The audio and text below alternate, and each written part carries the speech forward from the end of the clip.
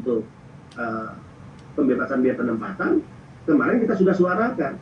Kalau Hong Kong mau menaikkan gaji para pekerja migran kita, satu, ya, gaji kita naikkan, yang pekerja rumah tangga, penata laksana, plus Hong Kong harus mengeluarkan aturan pembeda gaji antara yang X dan yang baru. Masa gaji yang X, yang sudah lama kerja di Hong Kong, yang pengalamannya tidak perlu lagi diragukan, kok sama dengan yang baru? Ini kan nggak adil, saya katakan. Nah, kalau dia mau menaikkan gaji, tentu kita hitung ya, nanti PMI-nya merasa ini cukup nggak, besar nggak nih. Kalau dia mau menaikkan gaji, kemudian juga menaikkan gaji pembeda antara yang lama dan baru, mungkin kita bisa pertimbangkan tentang pembebasan biaya penempatan apakah berlaku atau tidak. Gitu.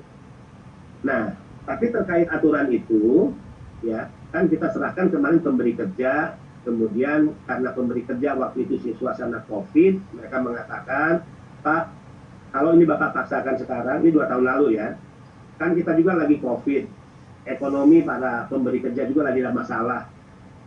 Ya, ancamannya berarti yang dikhawatirkan tidak ada penempatan kan gitu kan. Nah, kalau tidak penempatan kan kasihan juga PMI. Oke, kita keluarkan keputusan yang menjadi exit strategi.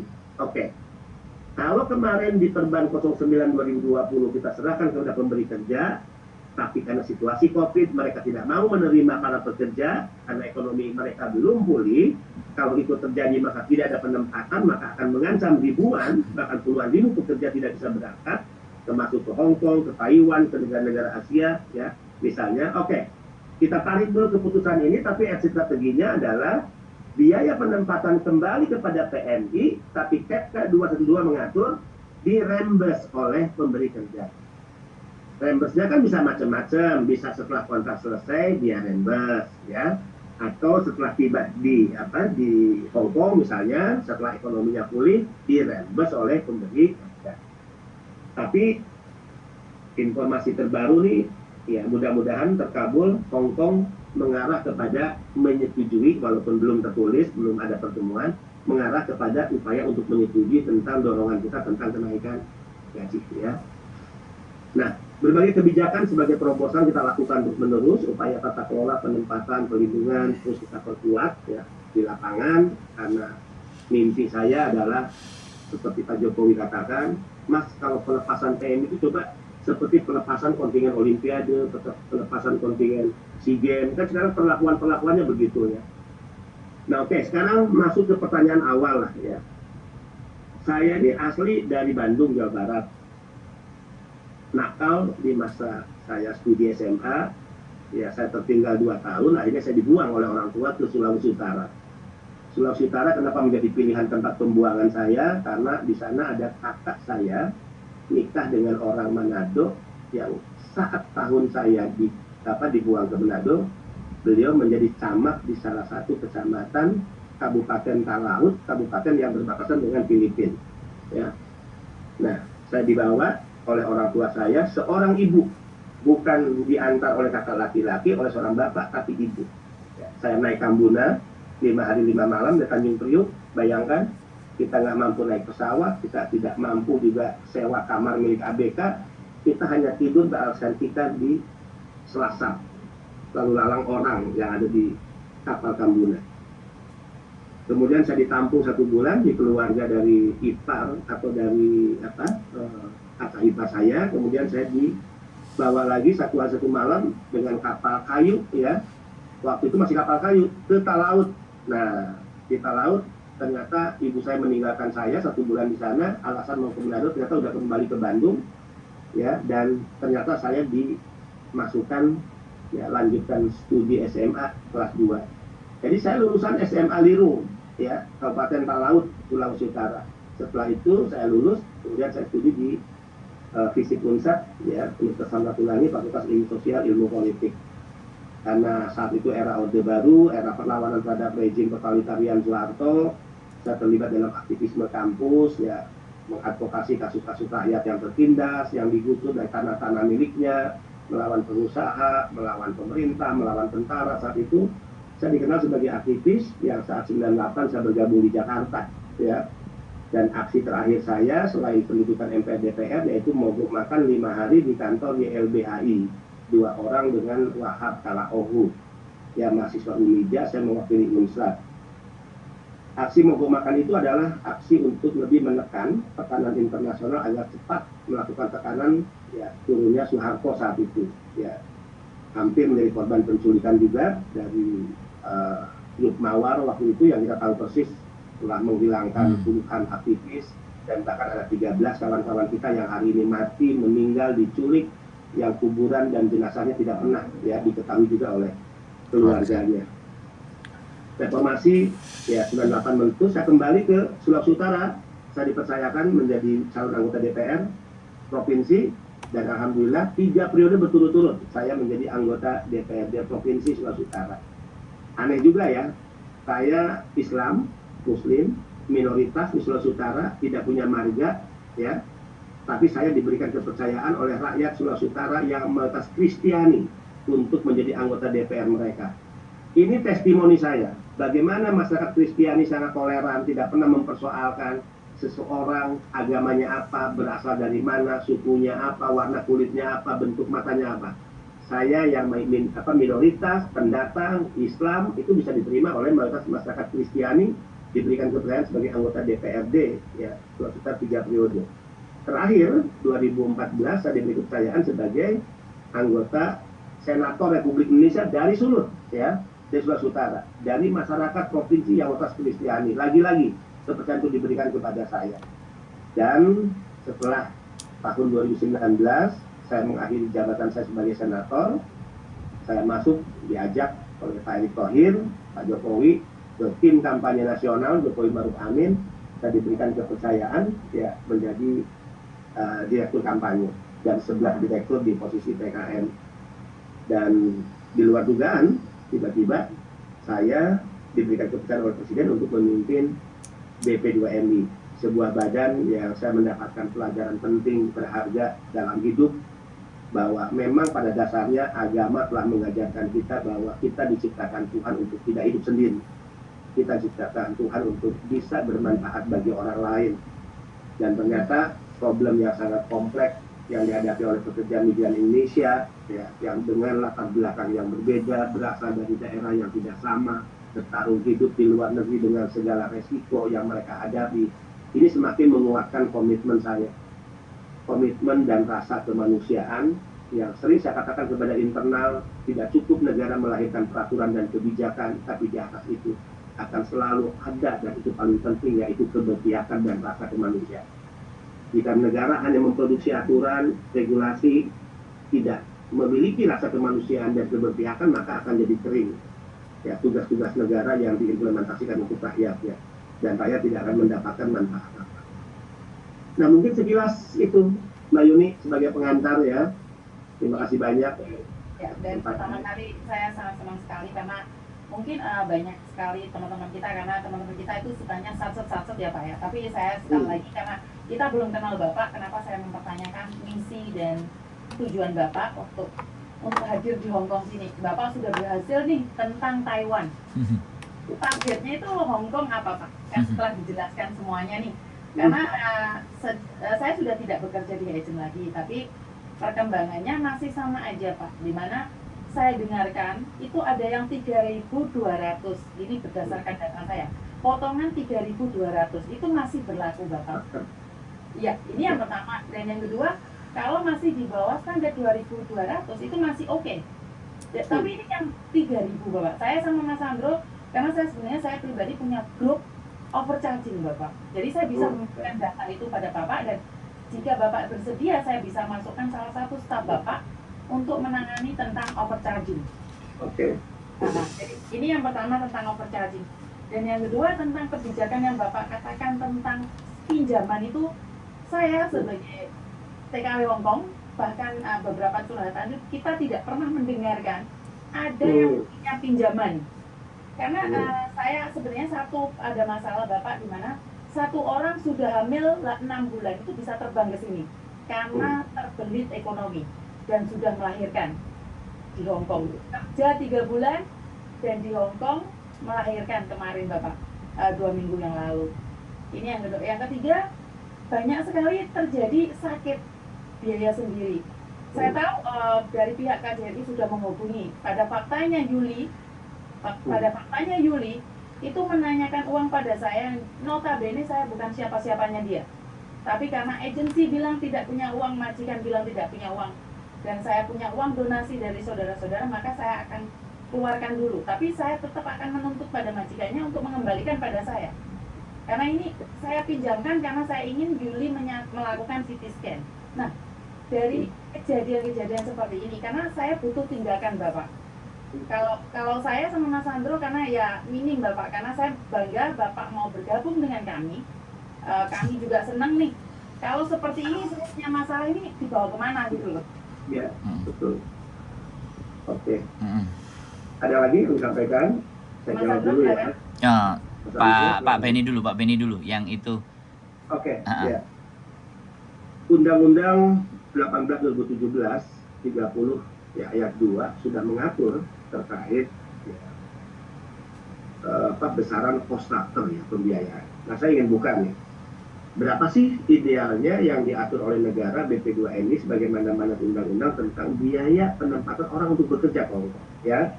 Nah, ini yang tadi kalau pembebasan biaya penempatan tadi berlaku normal, tidak ada COVID, maka ini kan zero ya, tidak ada pembayaran. Tapi karena kita exit strateginya 214 nanti di reimburse. Nah, sehingga jadi kita lihat ya, ini peraturan badan ya nomor 256 tahun 2023 tentang biaya penempatan pekerja migran Indonesia yang ditempatkan oleh perusahaan penempatan pekerja migran Indonesia kepada pemberi kerja perseorangan di Hong Kong. Komponen biaya, besaran biaya penempatan pekerja migran Indonesia ya. Satu misalnya pemeriksaan kesehatan. Pemeriksaan kesehatan itu berapa besar? 670.000. Apakah angka ini maunya BP2MI? Nggak bisa.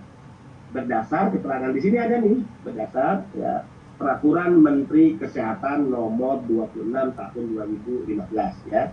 Jadi BP2MI itu diberi mandat undang-undang mengatur, tapi tidak boleh semaunya dia.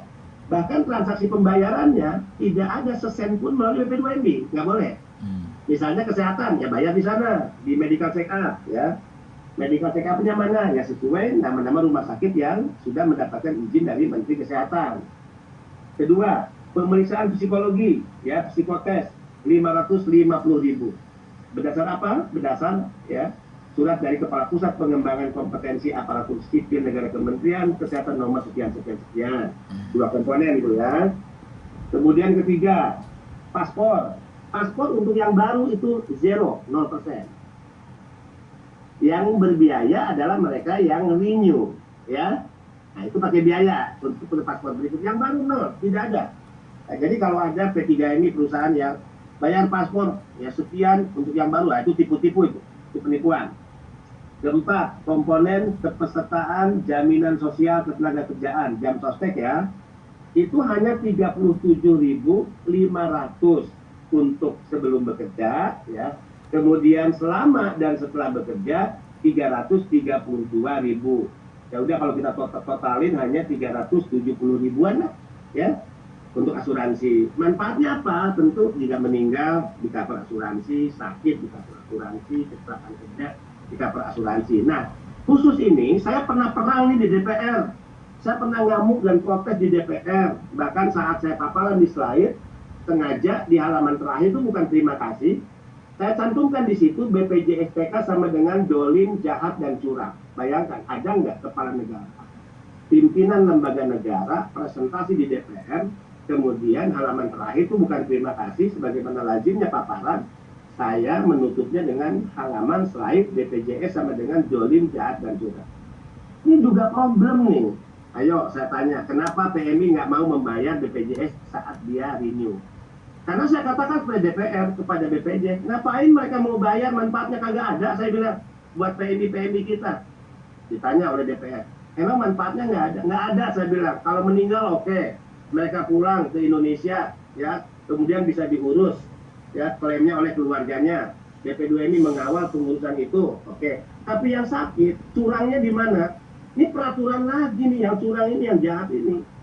Ternyata kalau sakit, PMI itu tidak bisa ya di-cover saat dia di luar negeri. Dia harus kembali ke Indonesia. Kenapa saya katakan peraturan ini jahat? Bagaimana bisa jika Yuni misalnya, Miss Yuni sakit di Hong Kong, Yuni nggak bisa mengklaim asuransi karena harus dirawat di Indonesia. Lalu saya katakan, kalian ini goblok atau bodoh ya? Saya katakan ke teman-teman yang BPJS. Kalau dari Hong Kong itu tiket berapa ya kalau pulang pergi itu minimal? 4.000. Lebih. 6.000 rupiah? 8 juta atau 10 juta, 9-10 juta. PP ya. PP. Coba bayangkan Miss Yuni, Bung Sandro, orang di Hong Kong PMI kita sakit karena tidak bisa di-cover di luar negeri, harus dalam negeri, dia keluarkan uang 10 juta untuk datang ke Indonesia agar dia dirawat. Padahal mungkin biaya perawatan hanya 5 juta. Ya nomboklah 5 juta saya katakan. Jadi kalian membuat aturan yang dolim dan jahat kepada PMI dan jangan-jangan orientasi kalian hanya mencari untung dari PMI. Buka lagi datanya. Coba Pak Yana buka data per hari. Saya buka nih. Uang PMI yang sudah masuk ke BPJS itu kurang lebih ya Pak Yana 546 miliar, catat nih. 546 miliar uang PMI yang masuk ke BPJS. Oke, yang klaim asuransinya baru berapa Pak Yana? 28 miliar. Coba. Sehingga saya berani mengatakan BPJS untung banyak nih. Masuk ke dia 546 miliar, yang di-cover ke PMI 28 miliar. Dia sempat berdalih sama saya begini, itu kan artinya bagus Pak, nggak ada PMI yang sakit ya, nggak ada PMI yang di-cover. Saya bilang bukan begitu, itu omong kosong. Lo jelas-jelas aturannya tertulis, jika sakit hanya bisa dilayani di dalam negeri. Itu kan akal-akalan, saya bilang tipu-tipu tuh. Nah, kadang-kadang kan saya itu kalau emosi ya asal jeplak aja lah. Ya. Kadang-kadang dengan orang-orang model begitu kan kita nggak bisa lagi bicara halus, bicara santun-santun tuh nggak bisa lagi. Nah, saya lanjutkan ya tadi kalau biaya dicatat ya. Bisa kerja untuk Hong Kong itu 230 ya Hong Kong dolar. Ini apakah BP2MI yang menentukan? Enggak, BP2MI berdasarkan ketentuan Immigration Department of the Hong Kong Special Administration Region. Jadi aturan mereka. 4 ya. 5. 6 apalagi? Transportasi dalam negeri. Pulau Jawa 500.000 ya dalam negeri. Kemudian luar Jawa 2 juta ya. Kita ambil tertinggi ya. Ini kan memang nggak ada patokan, tapi kita ambil oke tertinggi. Tiket keberangkatan di sini 6 juta. Tiket pesawat kelas ekonomi menuju Bandara Hong Kong, harga tiket fluktuatif mengikuti harga pasar. Pada saat keberangkatan di Hong Kong kita jelaskan, fluktuatif ya. Jadi kalau saat itu 5 juta ya dia bayar 5 juta aja misalnya. Kemudian jasa perusahaan tuh, jasa perusahaan nih. Satu PMI ya, membayar ke setiap P3MI atau perusahaan sebesar 4.730 dolar Hong Kong ya. Ini berapa rupiah Bu? Tuh gede kan untung perusahaan 9 juta loh. Dia terima keuntungan dari satu PMI yang dia berangkatkan. Kalau satu perusahaan memberangkatkan per bulan 200 dikali 9 juta, udah berapa juta keuntungannya tuh? Terus mau ngapain lagi kalian? Terus mau ngambil apa lagi dari PMI? Terus mau menindak dengan cara apa lagi gitu? Nah, itu adalah komponen biaya yang dibebankan kepada PMI. Kalau di total berapa Bu ya? 600, 500, Ya. 800. Nah, jasa perusahaan ini kan tidak menjadi beban PMI, tapi keuntungan memberangkatkan PMI ditanggung oleh pemberi kerja.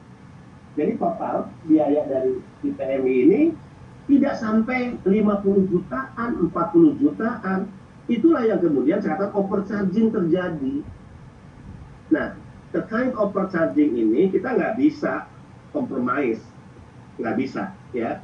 Saya mengkategorikan ini sebagai satu kejahatan, ya, satu kejahatan yang tidak bisa ditolerir. Sehingga dalam kasus-kasus overcharging kemarin di Hong Kong, kita sudah melakukan pemanggilan kepada beberapa perusahaan. Iya. 42 perusahaan kita sudah panggil. Ya, ada juga yang baik, perusahaannya langsung mengembalikan ya uang-uangnya ke beberapa orang, tapi ada juga yang belum. Saya ultimatum kepada yang belum. Jika Anda tidak mengembalikan uang itu kepada PMI, maka saya sebagai kepala BP2MI akan mengusulkan rekomendasi surat pencabutan izin bagi perusahaan-perusahaan itu yang pencabutan izin ini kita ya hanya sebatas kewenangannya rekomendasi kita kirimkan ke Kementerian Master. Ya. Jadi kalau melihat data kita, wah udah banyak perusahaan-perusahaan yang kita minta rekomendasi dicabut izinnya. Tapi sayangnya kewenangan ada di Naker bukan di kita. Saya pernah ngomong terbuka di media, kalau seandainya kewenangan pencabutan izin itu ada di BP2MI, udah ratusan perusahaan, Mbak Yuni. Kita cabut izinnya. Nggak ada urusan kita dengan mereka. Nggak ada urusan dengan perusahaan yang orang-orang yang bermental brengsek dan menindas eksploitasi kepada para pekerja migran Indonesia yang di otaknya hanya nyari untung, dapat uang banyak tanpa mempertimbangkan rasa kemanusiaan. Ini nggak boleh. Nah, negara ini nggak boleh kalah melawan ya mereka yang berpandangan dari sisi bisnis mereka, tanpa mengindahkan kemanusiaan, tanpa mengindahkan pembelaan kepada pekerja migran. Nah, ini satu contoh ya bagaimana negara dengan kebijakan cost structure sudah mengatur sebetulnya setiap negara-negara penempatan. Siap. Nah, ini sebetulnya bisa di website kita, Bu ya. Ini kan dipublish ya. Ini Ya, kan siap. Cost structure itu dipublish bisa bisa copy oleh kawan-kawan. Siap. Kita akan mempelajari juga dan kita akan share di media sosial kita, Bapak. Jadi kita akan sosialisasi. Bentar. Ya, Pak Pendeta Gilbert, malam Pendeta. Ya, puji Tuhan Pendeta, makasih atas dukungannya. Ya. Ya, Pak Pendeta lagi di mana? Oh ya, Pak Pendeta, mohon doanya perjuangan kami, Pak Pendeta. Ya, Pak Pendeta. Ya, Pak Pendeta. Siapa Pak Pendeta? Ya, terima kasih Pak Pendeta. Ya. Amin, amin, amin. Tuhan memberkati Pak Pendeta dan keluarga. Terima kasih. Terima kasih, selamat Pak Pendeta. Terima kasih. Terima kasih. Maaf Miss Yuni, ini kalau nggak diangkat kualat saya, pendeta loh, jangan lupa. Siap Pak. Oke. Teman baik saya, teman diskusi. Oke, Pak Benny, giliran saya. Kelihatannya pertanyaan dari Miss Yuni semuanya terjawab tentang persoalan overcharging ya, dan sudah beberapa teman-teman yang sudah memang melakukan. Boleh saya tambahkan nggak? Siap. Tadi Mbak Yuni dengan Mas Sandro ini kan lagi ya membuat grup tentang overcharging. Siap. Tolong bantu kami dong ya, perkembangan di lapangan sudah seperti apa, apakah ada penambahan korban-korban, kemudian ada nggak solusi misalnya dari Miss Yuni, kemudian Mas Sandro, hasil diskusi dari kawan-kawan ya, seperti apa misalnya gini. Exit strategi atau fungsi yang paling cepat dan baiknya ya. Tolong sampaikan pada. Betul. Jadi itu sudah beberapa kali teman-teman datang ke saya, terus akhirnya beberapa orang sudah mediasi. Dan yang sudah disebutkan sama Pak Benny bahwa 42 perusahaan yang disebut, berapa korbannya itu kan ada di live-nya, saya juga lihat. Dan itu nyata terjadi dan teman-teman tinggal menunggu hasilnya. Antara dikembalikan apa enggak, tapi saat live itu kan saya sebut nama-nama perusahaan. Betul. Nama perusahaannya disebut, terus jumlahnya. Contoh ya, saya itu paling nggak peduli lah mau nyebut perusahaannya, iya, betul. Direkturnya, nggak ada urusan, saya nggak cari makan dari mereka. Siap. Yang memberi makan saya negara dan uang negara itu bersumber dari para PMI. Sehingga posisi saya membela PMI, bukan membela pengusaha-pengusaha brengsek, nggak ada urusan saya. Oke. Jadi itu sudah sangat tegas dan beberapa yang mediasi sempat di konten saya juga ada dan sampai detik ini mereka belum telepon lagi ke saya. Berarti saya berarti itu perbaikan benar. Karena kalau dia masih mengeluh kan dia telepon lagi. Gimana ini kan seperti itu. Nah, yang sekarang ingin saya sampaikan adalah di sini kan agent di Hong Kong, kemudian PT di Indonesia. Ini kan kalau agent di Hong Kong itu pasti di bawah naungannya KJRI. Agent yang diberikan izin, yang diberikan bahwa ada anak bisa terbang nanti bisa merekomendasikan akhirnya imigrasi Hong Kong itu memberikan kan itu dari KJRI. Nah, kemudian PT, nah ini PT. Kalau PT tadi Bapak Benny bilang bahwa itu dari Naker ya, dari ketenagaan kerja yang memberikan izin.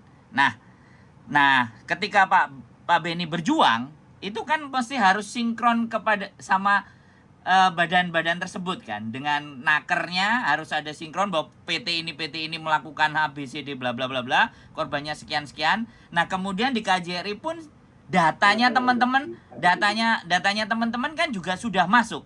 Dari situ dari KJRI pun ada datanya PT harusnya. Nah, setidaknya PT-PT yang sudah bleset ini kan sudah sangat jelas dari kedua data tadi. dari korbannya sendiri, yang kedua kan KJRI. Jadi dari itu BP2MI bisa memberikan pelaporan ke Naker bahwa PT yang memang memberikan lebih-lebih ini sudah langsung ada konsekuensinya. Nah, kemudian saya melihat dari sisi korban. Nah, saya bertanya, teman-teman yang berangkat, apakah perjanjian tanda tangan pada saat PAP, ya selesai itu kan mau pemberangkatan tuh, dia selalu harus tanda tangan terhadap beberapa perjanjian atau beberapa kertas. Nah, pada saat perjanjian itu mereka tidak mendapatkan salinannya, kopinya. Nah, disitulah akar permasalahannya. Overcharging bisa dilihat karena dia menandatangani sesuatu yang dia tidak pegang kopinya. Makanya ketika kita mau nuntut perusahaan tersebut dengan peraturan yang sesuai dengan negara, karena tidak ada bukti yang keluar.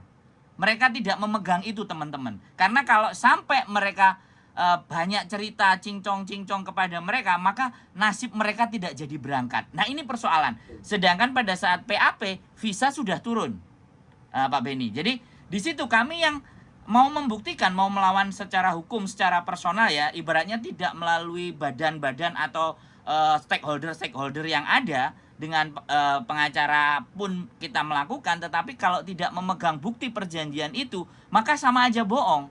Nah, disinilah yang saya anggap bahwa PMI ini benar-benar mendatangani sesuatu yang tidak bisa dia pegang, one prestasi atau sesuatu yang diwajibkan. Nah, hebatnya lagi PT di Indonesia itu bekerja sama dengan badan peminjaman yang ada di Hong Kong. Jadi kontraknya itu tertulis atas nama si PMI, alamatnya di tempatnya majikan. Otomatis kalau mereka tidak membayar, surat tagihan datang ke majikan.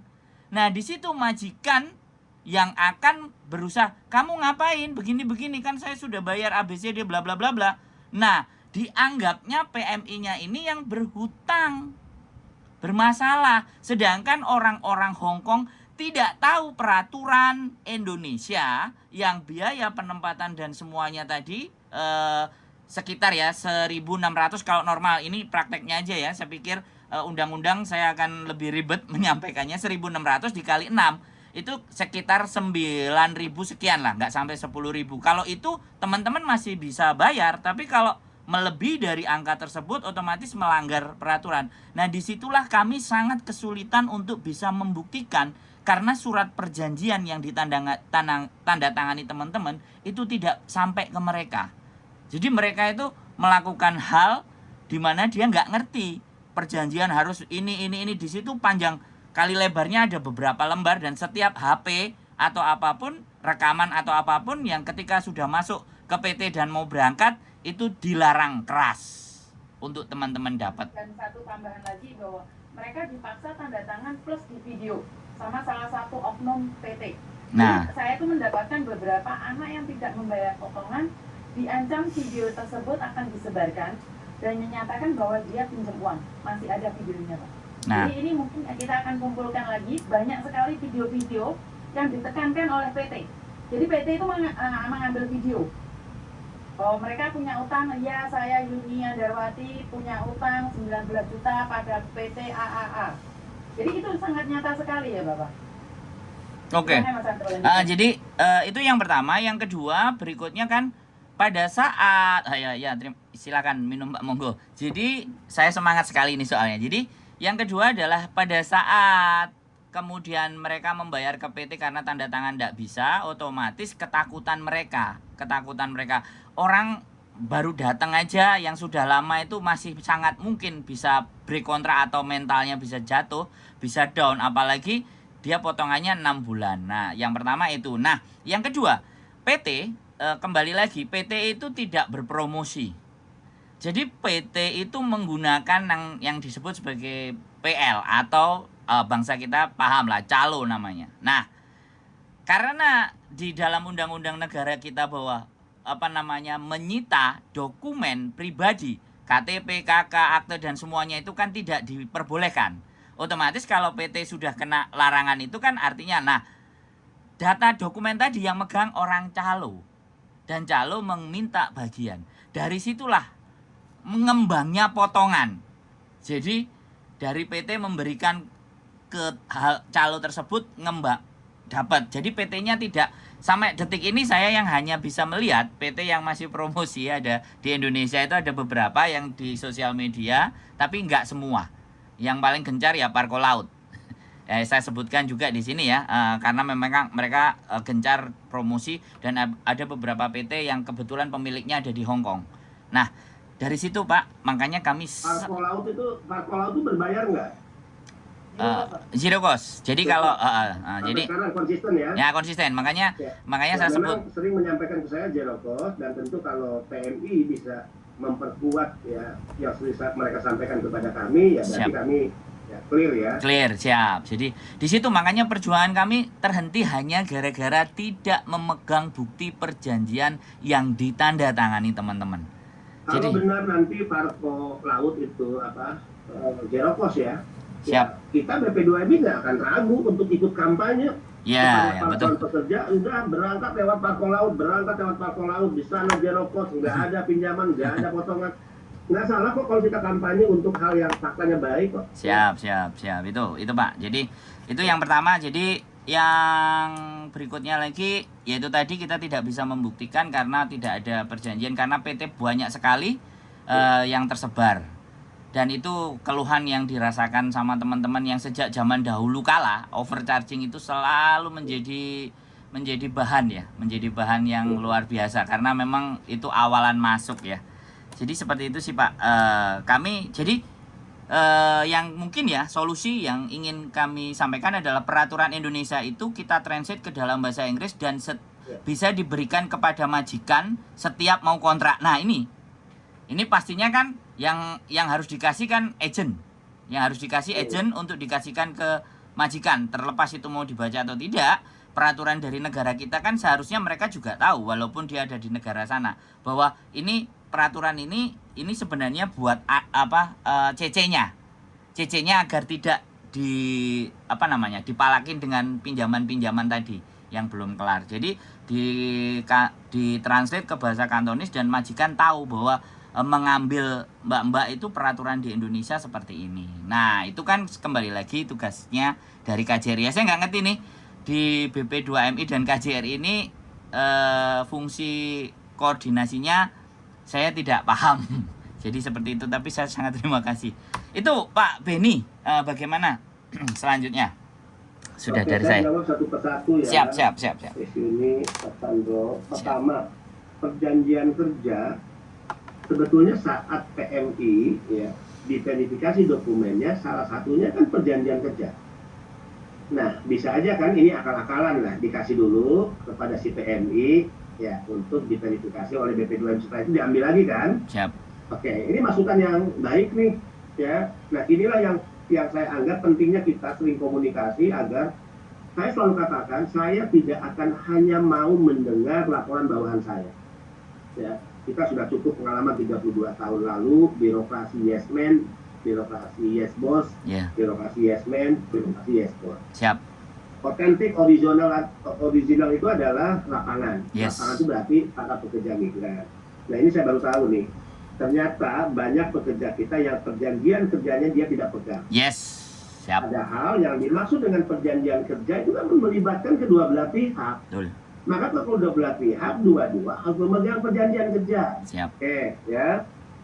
Kalau perlu jadi 3 rangkap nanti, ya. 1 rangkap ke BP2MI distorkan untuk itu masuk dalam sistem kita kan gitu. Siap. Sekali-kali kan kita bisa buka nih filenya, kan gitu ya. Siap. Oke, filenya apa? Jangan-jangan si PMI hilang. Jangan-jangan yang dipegang PMI udah dihilangin. Siap. Ya, kalau akal bulus kan bisa terjadi. Siap. Oleh sindikat saya. Siap. Kalau perlu kita usulin 3 nanti. Nah ini akan kita usulkan kepada Naker.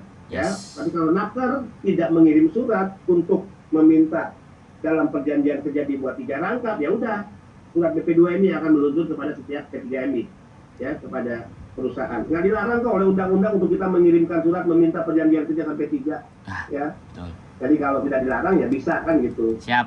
Nah video ini kadang-kala akal-akalan nih. Ini kan untuk sandera sebetulnya. Yes. Ya, saya juga akan minta tidak perlu ada rekaman-rekaman video yang kita udah tahu kok ini akal bulus kok, ya, seolah-olah si PMI-nya ikhlas meminjam, kan gitu ya. Ya, Dan ini video menjadi alat agar jika ada gugatan hukum, betul. ternyata bisa mematahkan gugatan hukum, kan gitu ya. Ini Betul. penting nih. Oke, kita akan coba kirimkan surat. Poin keduanya adalah tidak ada video-videoan si PMI dalam hal dia peminjaman. Karena kalau dia meminjamkan uang kepada PMI, apalagi menggunakan lembaga keuangan asing, itu juga salah. Nah, Negara sudah menyiapkan pinjaman kok. Ya, nah, ini. KPA BNI 40 juta plafonnya, KUR PMI 100 juta plafonnya. Bung Sandro tahu nggak, KUR PMI sekarang itu bunganya 6%. Yes. Dan directly PMI bisa meminjam ke bank, tidak boleh meminjam ke koperasi simpan pinjam. Mampus tuh koperasi simpan pinjam itu. Iya, Ya, betul. dulu kan ada koperasi simpan pinjam di jalur tengah, PMI-nya nggak boleh jumping ke bank, dipotong oleh KSP, hanya KSP pinjam ke bank, dia bunganya 6%, tapi ketika KSP meminjamkan kepada PMI, bunganya menjadi 38-40% kan Ya. gitu. Nah, kita rombak tuh aturan-aturan yang dulu menindas itu. Betul. Pertama, dari 25 juta naik dari 100 juta plafonnya sekarang. Kedua, sistem channeling linkage kita bumi hanguskan, PMI bisa minjam directly. Ketiga, sekarang tidak ada agunan. Tidak boleh lagi ada agunan dan tidak boleh keluarga dan PMI dianggap sebagai avalis, penjamin. Nggak ada. Penjaminnya negara, penjaminnya BP2MI. Ya, kalau bank merasa seseorang belum menyelesaikan pembayaran, kredit, tidak disiplin, lo berurusan sama gua, sama BP2MI, lo nggak boleh ngancam-ngancam si PMI, gitu. Lo nggak boleh turun-turun membeli, ya. Saya tidak begitu memahami. Bisa diulangi sekali Oke. lagi maksudnya? Nah, perubahan besar KUR PMI di masa lalu dan Ya. sekarang adalah dulu plafon pinjaman dulu hanya 25 juta, sekarang 100 juta.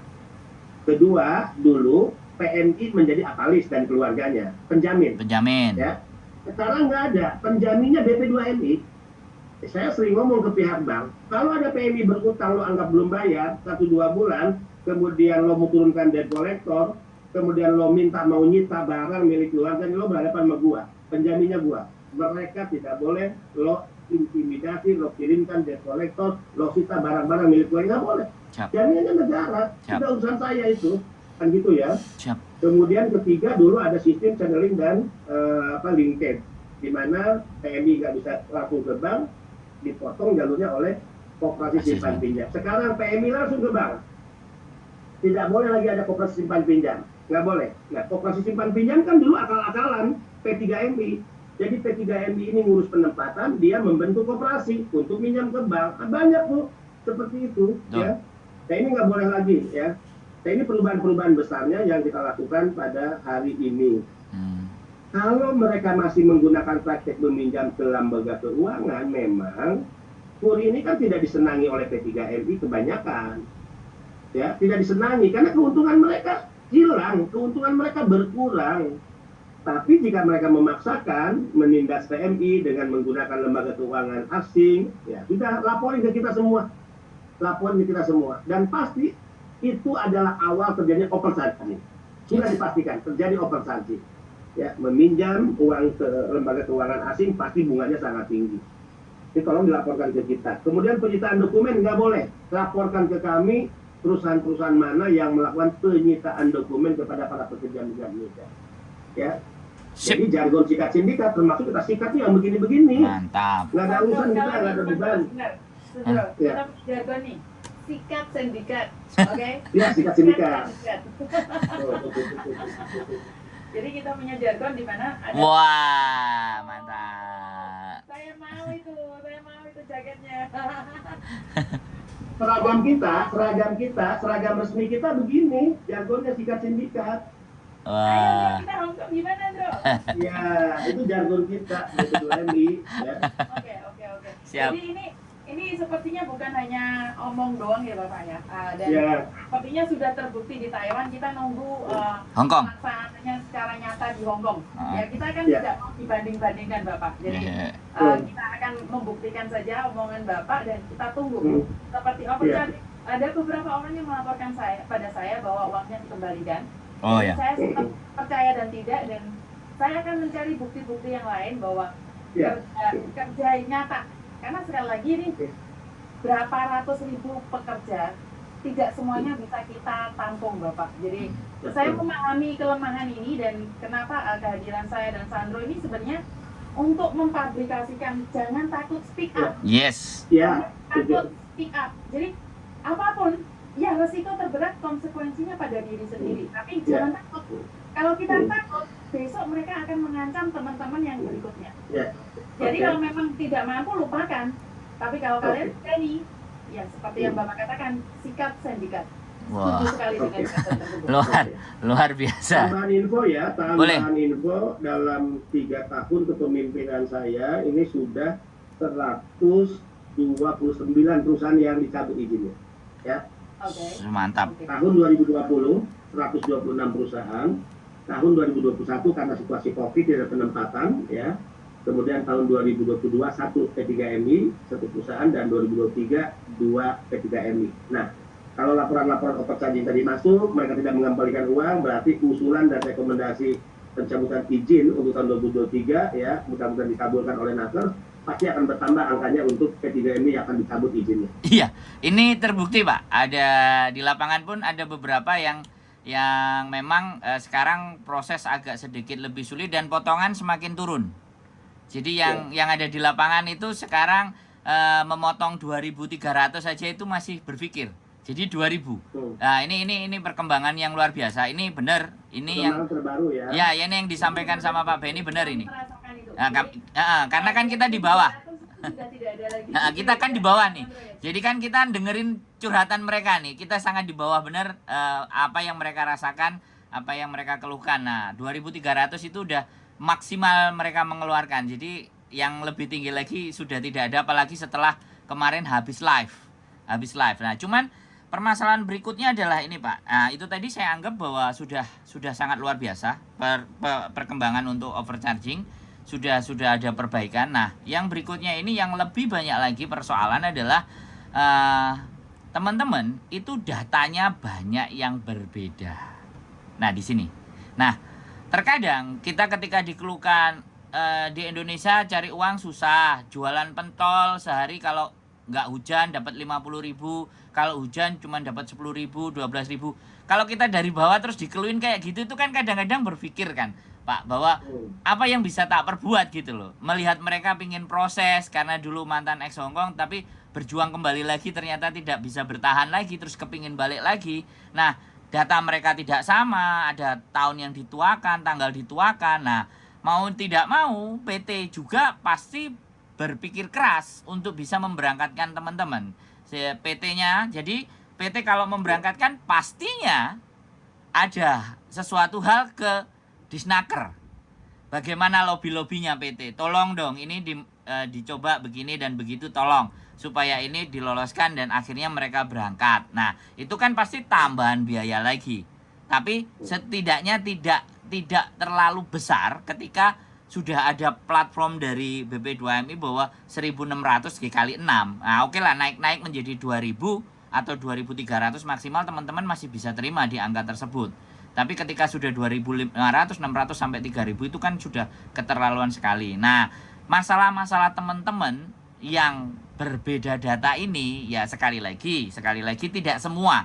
Jadi mungkin dari jumlah PMI itu tidak lebih dari sekitar 20 sampai 30%-nya datanya tidak sama. Dan supaya mereka masih bisa menghidupi keluarganya dengan bekerja lagi ke luar negeri, kira-kira solusinya bagaimana dan seperti apa menurut Bapak? Karena saya rasa berapapun yang datang ke Hongkong ini, uangnya pastinya dikirim ke Indonesia 95% buat keluarganya. Jadi ini kan benar-benar perekonomian Indonesia itu juga dari sini juga ada gitu. Kontribusinya ke negara itu bukan nggak ada gitu Pak. Maksud saya jadi perbedaan data. Mas Sandro, sebenarnya Bapak tahu tidak dengan data ganda yang kami maksudkan sebelum Bapak menjelaskan lebih detail lagi? Enggak, data di Indonesia saja, enggak data di Indonesia aja. Yang kita karena maksudnya data ganda yang ada di Indonesia. Bagaimanapun data ganda yang ada di Indonesia di Hongkong itu tidak ada bedanya loh. Jadi karena mereka dulu tahunnya lahir dituakan atau dimudahkan atau diapakan, kan itu yang menjadikan mereka menjadi data ganda. Oke, kita tunggu. Benar nggak? Jadi nama mereka berubah. Sekarang sudah berangkat lagi. Jadi ini yang harus Bapak, mungkin ini masih baru untuk di Indonesia. Di Hong Kongnya sudah ada perbaikan dan sudah ada pelunakan. Nih di Indonesia kan belum ada nih yang data ganda bisa dilunakkan secara langsung. Yang melunakkan kan semuanya PT, dan PT meminta uang. Uang tekanannya pada Kembali ke teman-teman. Ke teman-teman. Dan itu pemerintah belum pernah menyentuh sama sekali tentang data ganda. Padahal data ganda yang membuat itu Indonesia, bukan Hong Kong. Yang membuat PT. Yang membuat PT. Yang memberangkatkan pertama di awal. Siap. Siap, Pak. Oke. Siap. Ini jujur ya. Siap. Informasi ini baru pertama ya saya terima nih. Siap. Dan saya bersyukur ya. Saya tuh nggak pernah loh 3 tahun mendapatkan informasi dari bawahan saya. Saya kan kalau ngomong pahit-pahitan gini nih. Siap. Staf saya ada di belakang nih 2 direktur. Siap. Saya nggak pernah mendapatkan informasi bahwa ada data ganda. Yang saya tahu terkait paspor tidak mungkin ada data ganda ya karena berbasis ya P1 NIK gitu kan, dan yang membuat imigrasi ya itu kewenangan mereka gitu kan. Siap. Nah ternyata tadi di Hong Kong begitu banyak, di sana ada sistem pelunakan. Nah bagaimana dengan Indonesia? Oke, ini menjadi catatan saya. Siap. Untuk saya nanti selain dibantu oleh Miss Yuni dan juga Bung Sandro, Siap. ayo dong ya berapa banyak yang terdetek di Hong Kong mereka yang data ganda tersebut. Oke. Kita compare nih, kalau dari tim kami kita compare ke imigrasi, kita akan undang imigrasi. Ini kenapa sampai muncul data ganda? Apakah kesengajaan, apakah permainan, ataukah kegelapan, kan gitu ya? Siap, siap. Itu. Kalau ini permainan, ya ini kecurangan, sikat, kan gitu. Kalau ini kegelapan, yuk, ayo dong kita perbaiki sama-sama. Kan ini data penting loh bagi para pekerja migran Indonesia. Kesohihan data itu adalah bagian akurasi bagi sebuah perlindungan. Kalau data tidak sahih, tidak valid, bagaimana negara memberikan perlindungan? Siap. Gitu. Ya, maka kan menjadi omong kosong dengan perlindungan. Tolong dibantu terkait data ganda ini ya, Nah. Miss Yuni ya. Oke. Dan terus PMI-nya ajak melapor, Siap. PMI-nya ajak melapor tentang data Nah, Bapak, karena ini ada beberapa masalah yang dimana dari, sorry saya nyebutkan Kak Jerry, dimana sudah nyata-nyata nih ada amendmentnya buat paspor di Hong Kong pun nggak bisa kalau nggak ada KTP. Padahal saya rasa Kak Jerry sudah tahu nih kalau banyak sekali dari TKW kita itu kelahirannya nih, kayak saya nih sebenarnya kelahiran saya itu 90, tapi karena saya ingin jadi pembantu di Hong Kong, saya berubah jadi 80. Itu sering terjadi kan, karena ada amendment. Dan untuk melakukan berarti patut dicurigai kesengajaan dong ya. Ya, jadi oke, Miss Yuni, itu bukan Bapak. Itu saya adalah PT. Pak, aku buat Saya jadi tidak bisa bekerja kalau tidak umurnya seperti itu. Oke. Jadi Mas Sandro. Itu yang pertama tentang umur ya. Tapi yang sering terjadi adalah nama diganti, Bapak. Mungkin Bapak ini pertama kali juga mendengar. Jadi nama saya itu Markona. Nama saya itu Markona dulunya, karena saya datang ke Hong Kong pada tahun 2002. Saya di Interminit bekerja di Hong Kong cuma 6 bulan. Saya pulang ke Indonesia, akhirnya saya masuk PT lagi. Saya diganti atas nama Yuni. Oke? Dan datang lagi ke Hong Kong, otomatis sidik sari saya ini akan diketahui oleh pihak Hong Kong. Dan di tahun 2020, Hong Kong melakukan pembenahan, di mana semua orang yang punya data ganda itu dipanggil. Di awal tahun 2000 itu sempat tersebar berita di penjara. Tapi di awal 2021 itu disidang cuma didenda 1.000. Tapi disidang oleh otoritas setempat ya. Betul Bapak, saya ada dokumennya. Sikap KJRI atas masalah ini seperti apa? jangan kita nggak bisa jawab itu Pak. Yang menjawab mereka yang ada di sana Pak. Kita tidak bisa menjawab untuk hal. Kan warga negara Indonesia dilindungi, masa dibiarin udah masalah. Boleh tanyakan sama Mbak yang bagaimana mereka mengadu. Kita sadar diri, sadar posisi dan sadar rai kita Pak. Kita siapa? Yang pertama itu. Saya pernah mencoba untuk berbicara dan ingin berbicara, tapi saya seperti sudah down bahwa tidak akan ada pejabat yang mau ngobrol sama kita. Yes. Karena saya sendiri tahu sadar rai, sadar posisi. Jadi saya tidak berani menanya itu. Saya lanjutkan tadi Bapak. Tahun 2020 diberitakan ada yang di penjara. 2021 didenda 1.000. Karena saya 2021 ini saya aktif ikut sidang Bapak. Dan di 2023 itu tidak didenda. Cuman hukumannya sama dengan tuntutan 3 bulan penjara. Karena mereka menyatakan tidak tahu, maka mereka diringankan di tuntutan pertama oleh imigrasi Hong Kong. Akhirnya mereka dituntut 4 minggu penjara. Tapi tidak diberlakukan, diberikan apa sih namanya? Dibebaskan untuk 2 tahun tidak boleh melakukan kesalahan. Oh ya. Jadi Komitmen, hukuman ringan. Tahanan ditunda selama 2 tahun tidak boleh melakukan kesalahan kecil, kriminal kecil. Nah, ini yang dilakukan oleh Hong Kong. Hong Kong sadar nih kalau semua orang data ganda, dipulangin, di penjara, nggak ada pembantu. Nggak ada, betul Pak. Mereka melunakkan peraturan. Saya ada Pak surat-suratnya ini Pak.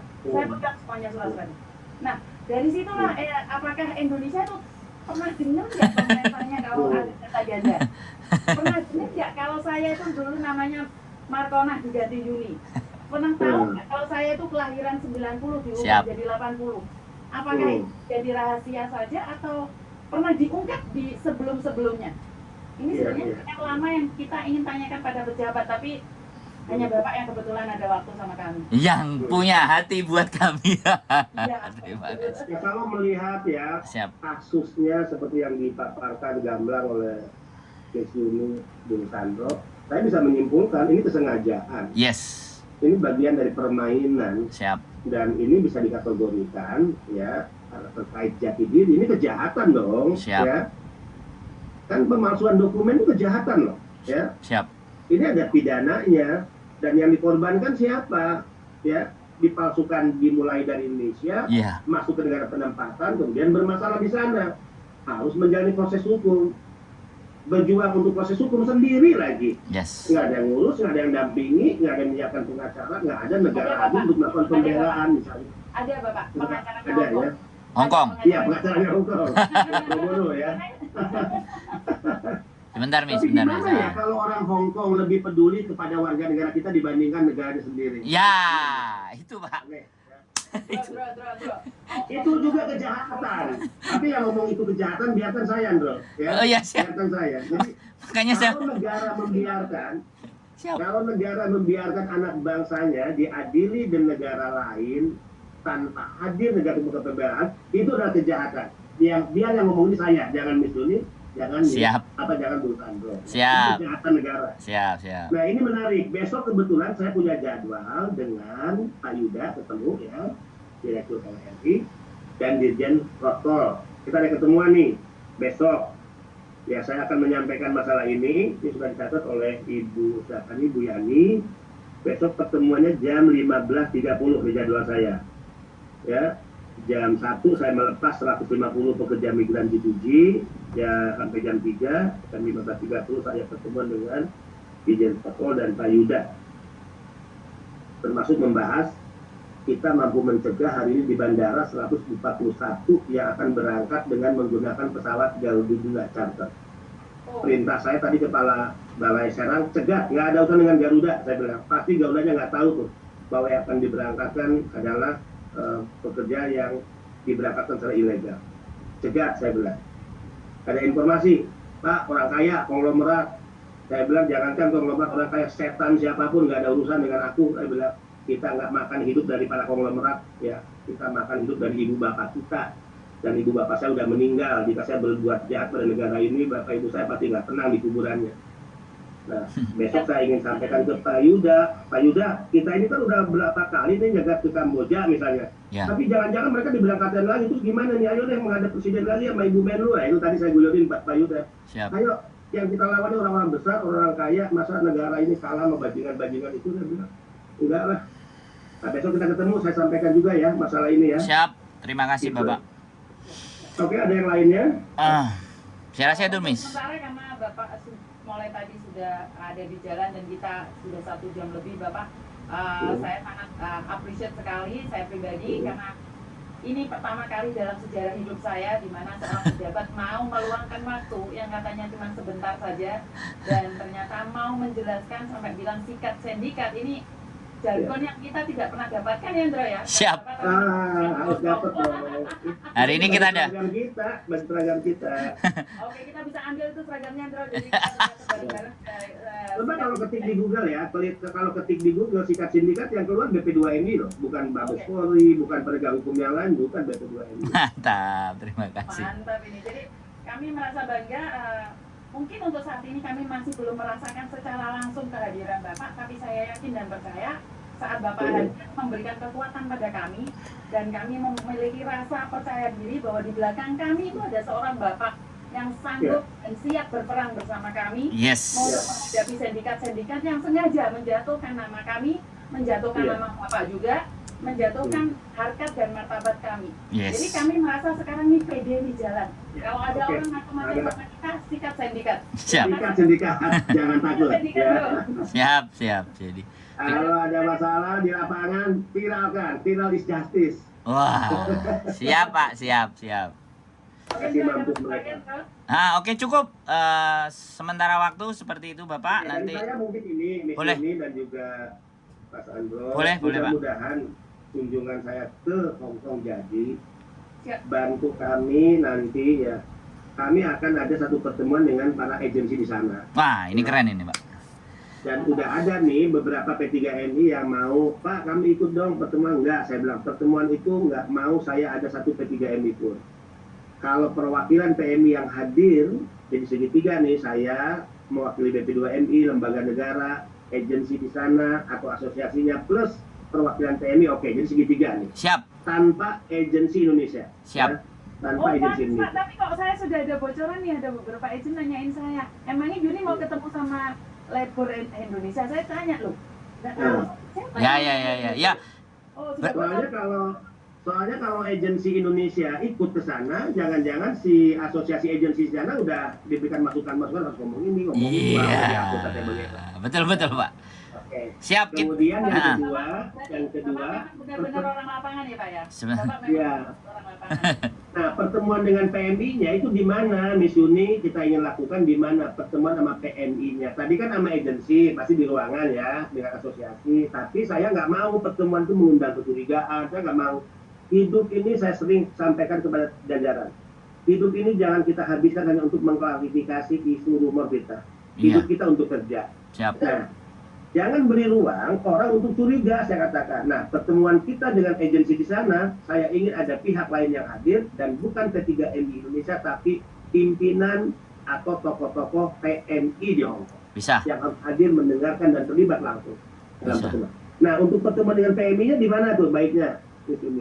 Saya sama Mas Andro sempat berbicara bahwa kita akan mengadakan di Victoria Hari Minggu pastinya ya. Pasti. Hari Minggu ya. Victoria Park. Jadi di tempat umum Bapak kita akan menyediakan tenda dan juga Podium. tempatnya, dan saya sempat berkomunikasi dengan Mas Andro bahwa Bapak itu tidak mau memandang rendah TKW, makanya siapapun, PMI, maka dari itu kita akan duduk sama, mungkin Bapak ada di panggung, tapi mbak-mbaknya itu ada di kursi. Jadi saya panggung pun saya paling nggak suka panggung tinggi. Panggung itu enggak, paling enggak, tinggi kita enggak 40 cm, 30 cm aja. Iya, 30 segitu. cm aja panggungnya. kita nggak tinggi. Iya. Segitu Pak. Ya, segini. Tinggal aja hanya membedakan, kelihatan Nah, aja. jadi karena kita akan lebih terlihat, bukan karena kita ingin tertinggi, tapi kita akan Betul. lebih terlihat. Jadi Kalau panggung tinggi itu untuk raja, Ya. zaman kerajaan. iya. Jadi kita juga akan menanyakan sewa kursinya seperti apa dan bagaimana. Kita Oke, dibantu lagi ya. berkoordinasi Bapak. Jadi memang tujuan kita dari awal adalah apa ya? Mensosialisasikan yang Bapak canangkan. Ya. Jadi, kalau kita nggak paham apa yang Bapak canangkan, bagaimana kita tahu nih? Oke. BPJS apa, P3 Ya. apa, ini apa, ini apa, kita nggak tahu. Karena Ya, sekali betul. lagi masyarakat kita yang di luar negeri itu bukan lulusan yang tinggi Bapak, ada yang cuma lulusan SD atau Boleh sewa LED nggak di sana? LED Bisa. bisa nggak ada tempat? Enggak. LED-nya mungkin tingginya 4 meter, kemudian panjangnya 8 meter, atau lah itu. Bisa. Bentar Miss Yuni, aku tak ngomong dulu. Jadi Pak Benny boleh meminta kira-kira hal apa yang dibutuhkan di sana, yang kira-kira untuk menjelaskan. Kita dikasih rundown dan segala sesuatunya. Nanti coba kita akan adaptasikan ruangan atau kita adaptasikan Victoria Park-nya seperti apa. Kalau sewa kan di Hong Kong semuanya memang ada. Cuman kembali lagi nanti setelah kita temukan sesuai dengan spek yang diinginkan dari Bapak. Nah, kita satu ya, untuk panggung kedepannya cukuplah 4 meter panjangnya ya, Siap. katakan 10 meter ya. Kemudian kebutuhan LED berarti sesuai dengan panjang panggung kan. Siap. Kalau nggak 10 ya 8 lah panjangnya ya. Nah, karena selain sosialisasi ya tentu karena ini hal yang 1 tahun pun belum tentu, ya saya ingin mempersembahkan jika ada hiburan lah untuk para PMI selain sosialisasi ya. Siap. Yang paling penting. Nah, kalau saya ingin nggak pakai kursi, kita melantai aja duduk lagi, itu kan panggungnya juga hanya 20 cm atau jongkal tingginya tuh dari rumput atau dari tanah ya gitu ya. Kita duduk aja bareng-bareng rame-rame gitu. Kan di sana juga nggak lagi musim hujan kan? Oh, kalau musim hujan ya hujan Pak, kalau panas sampai pingsan Pak. Iya, kalau hujan makanya kita berpikirnya pagi-pagi dong acaranya ya, rame-rameannya. Bisa pagi. Terlalu pagi, makanya kita lagi usahain sore atau pagi Bapak. Jadi itu nah, itu kalau alat musik siapa untuk nyanyi-nyanyinya para PMI? Nggak ada Bapak. Tim sip. ada penyanyinya, penarinya, jogetnya sudah ada. Siap. Komunitas YouTuber punya musik Oyeh, live streaming musik Oyeh. Nanti kita bisa nanti nyanyi Bapak mau nyanyi kita iringi juga bisa Pak, nggak ada masalah itu. Nah, ini saya perkenalkan nanti kontak personnya dengan Bu Yani. Ini Bu Yani. Siap. Beliau direktur tadi saya sudah perkenalkan dan yang akan juga ikut mendampingi saya ya. Nanti bisa dicatat nomornya Bu berapa? Iya, boleh. Nomornya? Nomor 08 471 Oh, 571 790 4030. Saya ulang ya. 08571 790 4030. Ya. Siap. Terima kasih. Dan nomor Ibu terpublikasi secara langsung dan tidak langsung. Kalau Ibu tidak bisa tidur boleh cari mereka. Ibu siapa namanya, Bu? Ibu Diani. Ibu Diani. Oke. Sekarang Dapat yang mau membagikan nomor telepon.